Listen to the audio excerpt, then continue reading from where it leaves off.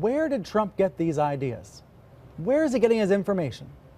CNN's Jeff Zeleny reports that this Breitbart News story was circulating in the West Wing on Friday and that Trump was infuriated by it.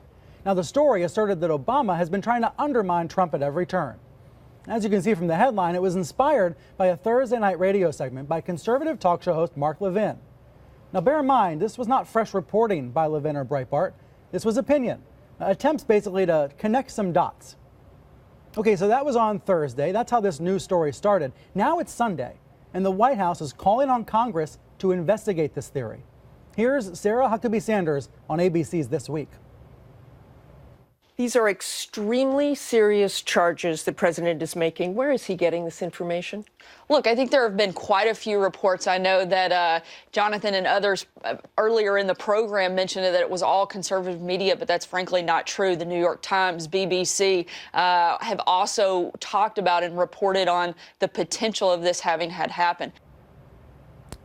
The Times and other news outlets did not report that Obama personally ordered Trump's phones to be tapped. There's no evidence of that. Reporters have described ongoing investigations into Trump associates, investigations that began when Obama was still in office. So Martha Raddatz asked, was Breitbart the main source for Trump's tweets? Here's how Sanders responded. I think the bigger thing is you guys are always telling us to take the media seriously. Well, we are today. We're taking the reports that places like the New York Times, Fox News, BBC, multiple outlets have reported this. Wait, the New York Times. Earlier this week, Trump said the New York Times was evil. And one of his aides recently called the BBC fake news. The failing New York Times. You and your colleagues have fallen into this trap of fake news. The failing New York Times. Okay, so keeping that in mind, let's go back to what Sanders was saying on ABC. All we're saying is let's take a closer look. If this happened, Martha, If.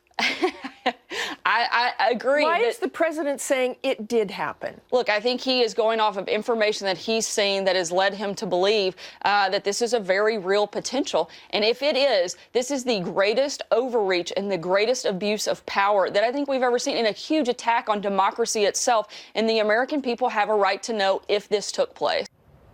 Sanders is doing something the Trump administration tends to do. Take the arguments and the allegations against Trump and turning them on somebody else. Trying to do this flip-flop of sorts.